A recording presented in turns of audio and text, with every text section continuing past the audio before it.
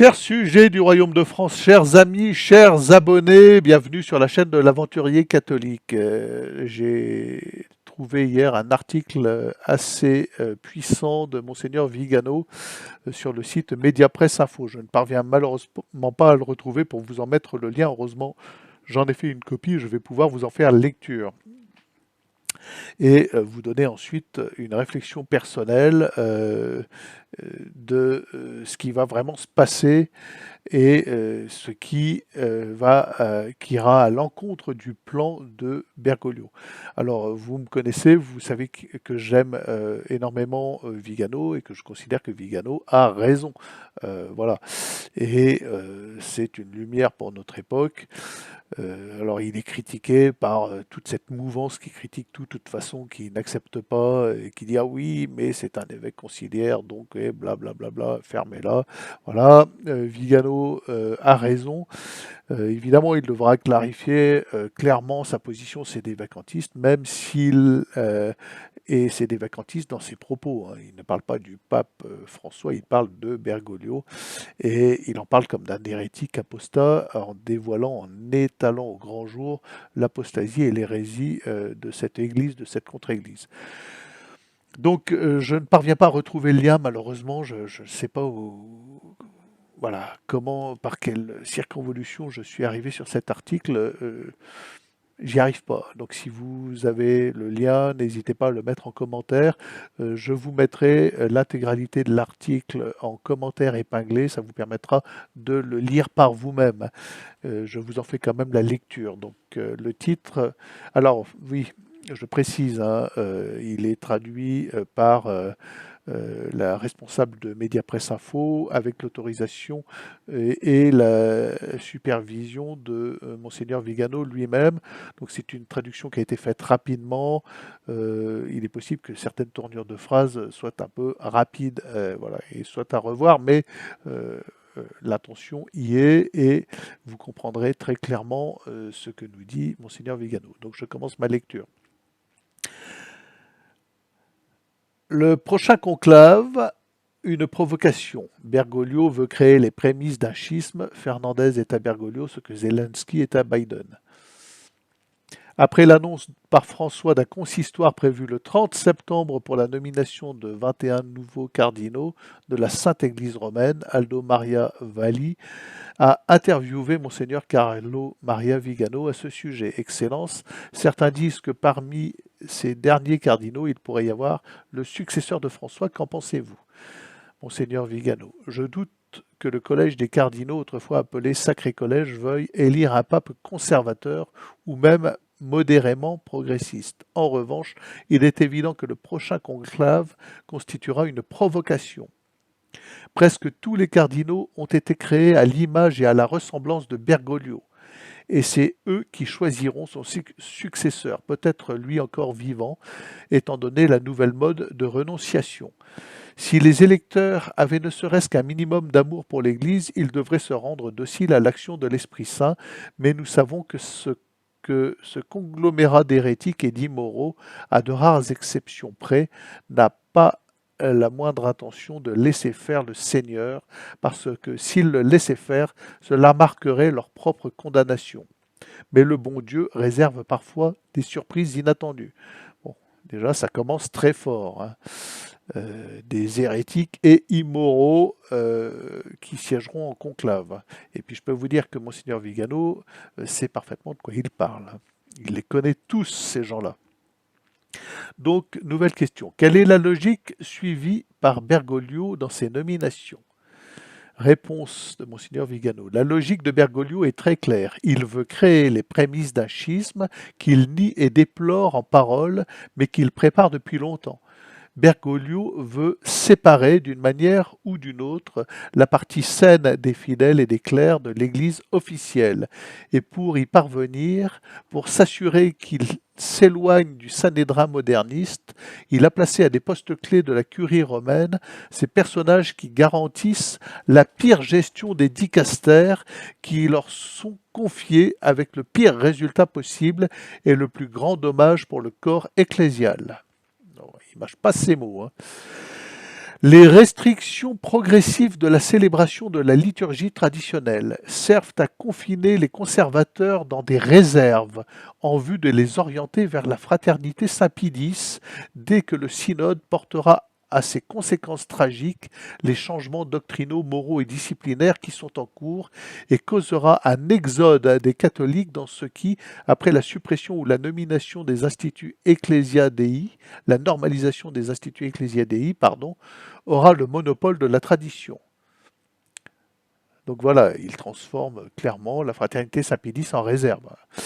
Et c'est ce qu'ont ressenté tous ceux qui étaient dans les instituts Ecclesia Dei, après Summorum Pontificum, se réfugient dans la fraternité Saint-Pédis, qui a vu affluer en grand nombre les fidèles. C'est un fait. Mais là, ça va être multiplié par un nombre exponentiel de catholiques.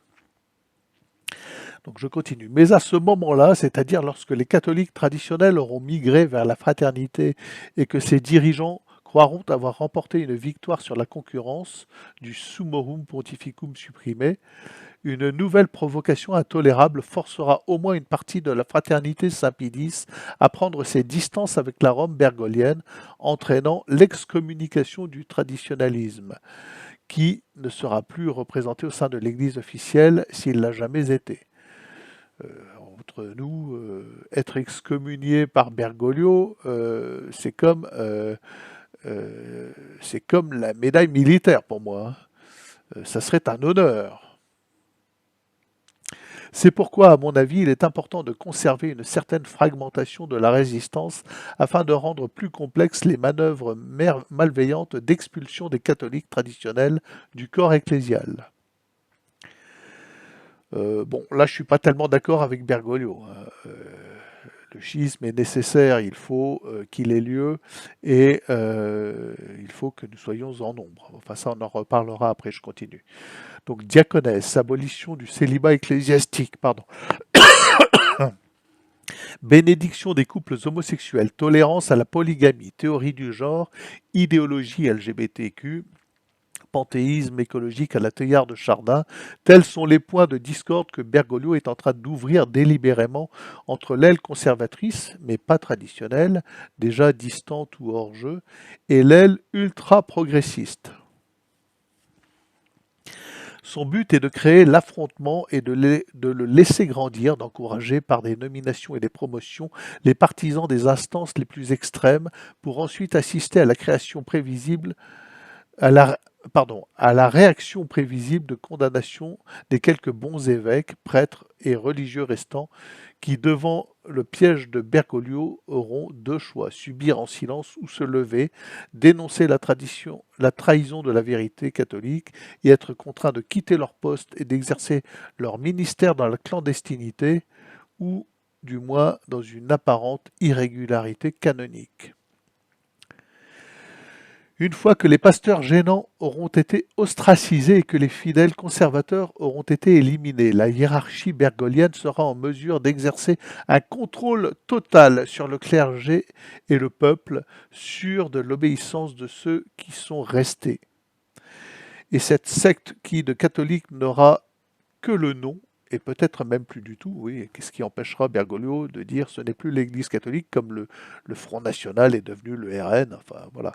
Et cette secte éclipsera totalement l'épouse de l'agneau dans le paradoxe d'une hiérarchie perfide et corrompue qui abuse de l'autorité du Christ pour détruire son Église. Bon, c'est quand même puissant comme intervention de Monseigneur Vigano. Là, ça envoie du lourd. C'est ce que voudraient les instigateurs de Bergoglio et ses sbires, mais le sensus fidei du saint peuple de Dieu pourrait conduire beaucoup à rejeter cette fraude et à prendre part à une action de résistance et de ferme dénonciation. Le Seigneur permettra que l'Église paraisse morte, que les forces de l'enfer croient l'avoir vaincue, parce qu'il veut que le corps mystique suive le chemin de la croix et du sépulcre comme son divin chef, afin qu'elle le rejoigne dans la gloire de la résurrection. Alors, question. On dit que le collège des cardinaux, tel que souhaité par François, représente l'Église universelle. Vraiment? Réponse. Si nous soumettions un questionnaire anonyme aux membres très éminents du collège des cardinaux, mais dans lequel ils doivent répondre vrai ou faux à une série de propositions sur lesquelles le magistère s'est déjà infailliblement exprimé, nous découvririons avec horreur que la majorité absolue, sinon la quasi-totalité des cardinaux, n'est pas catholique, tout simplement. Waouh. Et ce nombre, je pense que nous trouverions aussi quelques conservateurs. L'hérésie notoire de nombreux prélats est confirmée par leurs propres déclarations devant lesquelles Bergoglio a pris soin de ne pas ouvrir la bouche, comme en revanche il sait le faire sans trop de scrupules à l'égard de ces rares prélats qui sont restés fidèles. L'actuel collège des cardinaux est la quintessence de l'Église bergoglienne. Ses membres représentent la diffusion capillaire du modernisme et du progressisme conciliaire dans le monde. Certainement, cependant, ils ne sont pas l'expression de l'Église universelle.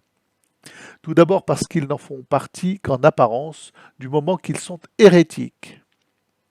Et deuxièmement, parce que par la grâce de Dieu, les fidèles et le clergé commencent à comprendre, après 60 ans d'horreur, encore plus évidente depuis 10 ans, à ne plus prendre pour argent comptant tout ce qui sort de la bouche du pape, bon, il a quand même dit le pape, de l'évêque ou du curé. Ainsi, après avoir prêché la désobéissance au vrai magistère, il se retrouve à subir les conséquences d'une désobéissance cette fois en bonne et due forme, parce que en obéissance au Christ. Nous assistons à l'effacement systématique de toute une partie de l'Église, identifiable géographiquement mais aussi idéologiquement, qui est restée catholique. Quelques rares évêques américains avec leur diocèse, quelques évêques africains, fidèles surtout sur les questions morales, et un nombre toujours croissant de curés, de prêtres, de religieux et de religieuses, qui se rendent bien compte qu'ils seront les prochaines victimes des purges de Sainte-Marthe. Le cas des monastères de Pienza et de Maradi ne sont pas passés inaperçus. Ils se préparent à des formes alternatives de ministères s'unissant et se confrontant, s'organisant. Tel est le but de l'association Exsurgé Dominé. Alors, vous verrez qu'il y a un lien, vous pourrez aller voir, qui a été constitué sous mon patronage et qui a pour but d'aider et d'organiser la résistance des clercs et religieux persécutés par la junta de l'Argentin. Question. Pourquoi François continue-t-il d'ignorer des sièges comme Milan, Turin, Venise, Gênes, Naples? Nous pouvons y ajouter Paris et Lyon. Hein. Nous n'avons plus de cardinaux sur des diocèses traditionnellement dirigés par des cardinaux. Pourquoi? Réponse. Il le fait parce qu'il veut enlever le prestige moral de ces sièges épiscopaux traditionnellement cardinalistes au profit d'une gestion des nominations à la pourpre marquée par un népotisme idéologique flagrant. Tous les amis et les amis des amis de Bergoglio ont leur carrière facilitée, même au prix du déni obstiné de leurs scandales, de leurs erreurs doctrinales, de leur indignité ou de leur incompétence manifeste. Il aime les bergers qui sentent l'odeur des brebis, même s'ils sont mercenaires et si les brebis n'ont aucune envie d'être guidées par eux. Cela relève un manque de vertu humaine encore plus désolant que l'absence totale de vertu théologale. Je dois dire que ne pas élever au cardinalat l'archevêque de Milan n'est finalement pas une disgrâce. Mais il est regrettable qu'au patriarche de Venise, précisément à cause de son conservatisme très modéré, ne soit pas donné la pourpre qui était celle de tous ses prédécesseurs. Le message pour les aspirants au cursus honorum du Vatican est de se soumettre au pouvoir avec une servilité courtisane, sous peine de commissariat, de visite apostolique, de transfert ou même de renvoi sans nouvelle affectation, voire Burke, Genswein, entre autres. Alors, question. Tucho Fernandez sera cardinal. Ah bah ça y est, il l'est. Jusqu'à récemment, cela ressemblait à une blague. Réponse. Cela reste une blague, car ce qui se passe depuis 10 ans relève désormais plus de la farce que de la tragédie. Tout ce que la secte de Sainte-Marie engendre est une fraude, une supercherie. La prétendue démocratisation du synode sur la synodalité dans laquelle les questions soumises aux communautés locales sont formulées de manière à obtenir des réponses souhaitées, toujours selon un dessein subversif, précis, qui part de Bergoglio lui-même. Mensonge que l'admission des femmes dans la gouvernance de l'Église. Cela est contraire à la volonté de notre Seigneur, et aucun pouvoir, aussi tyrannique et autoritaire soit-il, ne peut changer la manière du sacrement de l'ordre. Mensonge, les clins d'yeux scandaleux aux prélats, des prélats et des clercs aux vices et aux modes de la soi-disant communauté LGBT. Ils utilisent les faiblesses des laïcs, égarés par l'idéologie woke, pour légitimer leurs péchés personnels qui émergent tôt ou tard dans leur prosaïsme embarrassant. Fernandez lui-même est un personnage construit qui depuis des années courtise Bergoglio par des attestations publiques d'estime, de confiance dans sa capacité de faire des réformes, de certitude de l'inexorabilité de son action prophétique dans le novlangue conciliaire, synonyme d'hérétique, en tant que pasteur suprême de l'Église.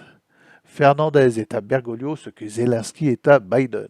Ce sont des marionnettes entre les mains de marionnettes. Les ficelles sont toujours tirées par la même élite subversive qui unit la Maison-Blanche au Vatican. Les courriels de Hillary Clinton et John Podesta à l'abdication de Ratzinger, l'État profond à l'Église profonde, Nancy Pelosi au père James Martin S.J. Il est certain que Fernandez a été mis à la tête de l'ancien office pour ne rien faire de ce que le préfet de ce dicaster très important, maintenant déclassé, devrait faire. Il fera exactement le contraire. Il encouragera les hérésies et les déviations morales des théologiens en vogue aujourd'hui, des évêques impatients de s'installer à l'hôtel Sainte-Marthe, des partisans de l'idéologie LGBT. En revanche, il agira avec une fermeté impitoyable pour le prêtre qui critique une déclaration hérétique de Bergoglio ou de l'un de ses protégés, pour l'évêque qui dénonce les déviations du concile, pour le professeur de séminaire qui enseigne encore les actes magistériels antérieurs à Vatican II.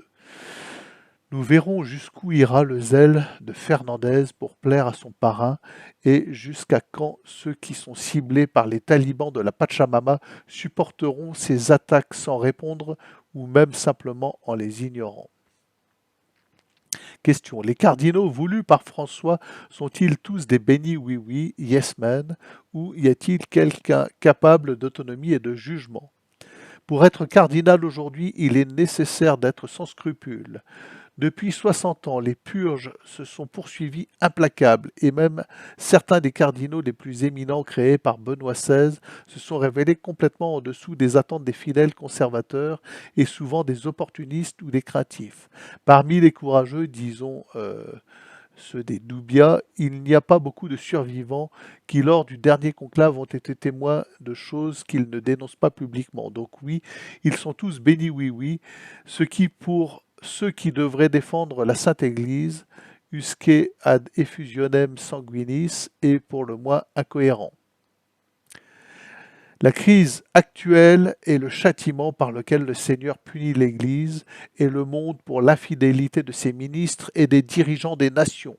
Considérons ce fléau comme le geste sévère d'un Père trop longtemps offensé, mais qui veut encore nous sauver. La conversion est la seule voie possible. Retournons à Dieu avant que la miséricorde ne cède à la justice. Signé Carlo Maria Vigano, archevêque. Eh bien, les amis, si c'est pas du lourd, ceci, si ce n'est pas envoyé, je ne sais pas ce que c'est. Ceci est à mettre en parallèle, évidemment, avec la dissolution de l'association Civitas. Nous voyons bien que les catholiques qui rejoindront, contraints et forcés pour certains, mais et même la mort dans l'âme, qui quitteront leur paroisse pour rejoindre la fraternité Saint-Pédis, dernier rempart contre le modernisme, se trouveront à terme dissous parce que c'est en marche. L'Église traditionnelle est en passe d'être dissoute en France et en Europe, évidemment, puisque ce qui se passe en France se produira en Allemagne, en Belgique, en Italie, etc. Bon. Donc, ne pas prendre à la légère la dissolution de Civitas, puisque les aumôniers de Civitas sont proches de la fraternité Saint-Pidis ou de la fraternité Saint-Pidis. Voilà.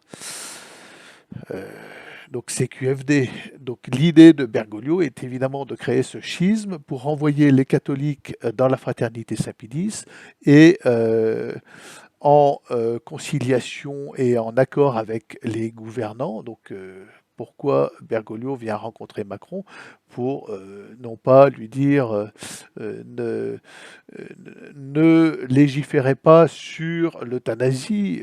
Bon, ça c'était la façade. Il vient juste lui dire, écoutez, dissolvez Civitas, ce sont des salopards, et excluez, interdisez tous les mouvements traditionalistes en France. Donc, persona non grata, la fraternité Saint-Pidis.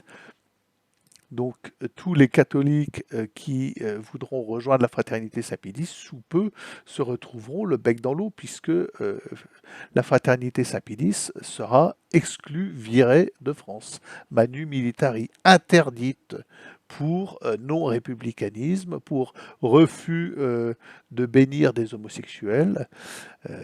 Voilà, je ne vois pas un abbé qui pourra bénir un couple homosexuel dans sa chapelle privée ou dans son église. Donc les plaintes tomberont une à une, tout ceci sera organisé et la fraternité Saint-Pédis et les moines capucins de Morgon seront virés tout simplement. Tout simplement. Et donc tous les traditionalistes se retrouveront en race campagne sans prêtre. C'est l'idée générale de Bergoglio. Sauf que, évidemment, Bergoglio ne compte absolument pas sur l'intervention de l'Esprit Saint. Il n'a pas calculé que ces départs, je l'espère, j'en appelle à tous les prêtres qui m'écoutent, il est temps maintenant, sortez du bois, faites votre coming out traditionnel, traditionnaliste, dites ce n'est plus possible, nous quittons cette parodie d'Église catholique qui n'est plus l'Église catholique, faites-le, n'ayez pas peur les amis. Je sais qu'il y a des prêtres qui m'écoutent, des prêtres qui ont pignon sur YouTube. J'ai pu converser avec vous, je vous aime. Il est temps maintenant. C'est le moment. Donc, ce que n'a pas calculé Bergoglio, c'est que ces départs ne vont pas se faire à 10%. Voilà, ils vont se faire en masse. En masse. Il est temps. Il est temps de dire ça suffit.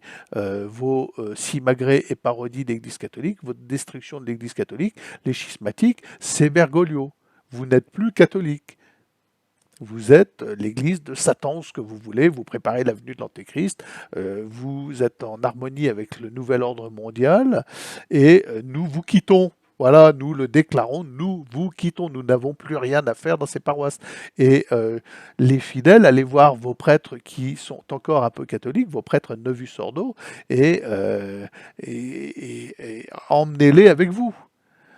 Si le dimanche, le bon prêtre catholique voit son église vide parce que tout le monde est parti dans la chapelle de la fraternité Saint-Pédis en masse, eh bien, votre curé vous suivra.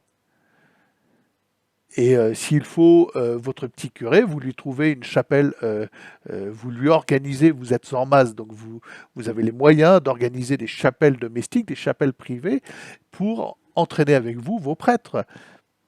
Et vous, prêtres, faites-vous ordonner sous condition, devenez des prêtres valides, et il n'y a rien de tel pour faire rager le démon. Rien de tel, voilà. Donc les amis, j'espère que vous avez apprécié cet article. Je vous invite à diffuser cette vidéo, à diffuser cet appel à entériner la volonté de Bergoglio. Il veut le schisme, eh bien, soit. C'est le moment. Sauf que ce schisme va se retourner contre Bergoglio. Son église ne sera plus qu'un vide sidéral. Il n'y aura plus. Ah, ils seront encore les occupants des églises paroissiales, des églises des villages. Mais moi, dans mon village, j'ai une église magnifique, refaite. Qu'est-ce qui nous empêche d'y installer de force un abbé traditionnaliste, un abbé validement ordonné? Quelle force va nous virer? Est-ce que le curé de paroisse de ma paroisse, qui a 40 clochers, va nous envoyer les gendarmes? Il n'y dit jamais la messe, il n'est jamais venu dans mon église depuis qu'il est curé de ma paroisse. Dans ma magnifique église, qu'est-ce qui empêcherait qu'on fasse comme Saint-Nicolas du Chardonnay? On prend le pouvoir et on est en nombre. Bon, évidemment, en nombre dans mon village, sur 100, je ne sais combien, 110 habitants, nous sommes bah, évidemment 3 à aller à la messe, enfin j'entends la vraie messe, et 3 et 2 qui vont à la messe Novus-Ordo de la paroisse. Je ne sais même pas s'il y en a deux. Enfin, nous sommes 3 à aller à la vraie messe et 2, voilà, sur 110, ça fait pas lourd, on va dire. Voilà. Bon, écoutez les amis, l'heure est dramatique, clairement, mais les choses enfin se dénouent. Le nœud se dénoue. La vérité vraie va éclater au grand jour sur l'apostasie réelle de cette église, de cette contre-église qui est au Vatican et dirigée par un imposteur total, Bergoglio. C'est évident, vous ne pouvez plus nier cela, à moins d'être un fieffé menteur. Voilà, et je regarde certains prêtres dans les yeux que je connais bien, qui continuent à être des bergolâtres hypocrites. Allez, bonne journée les amis.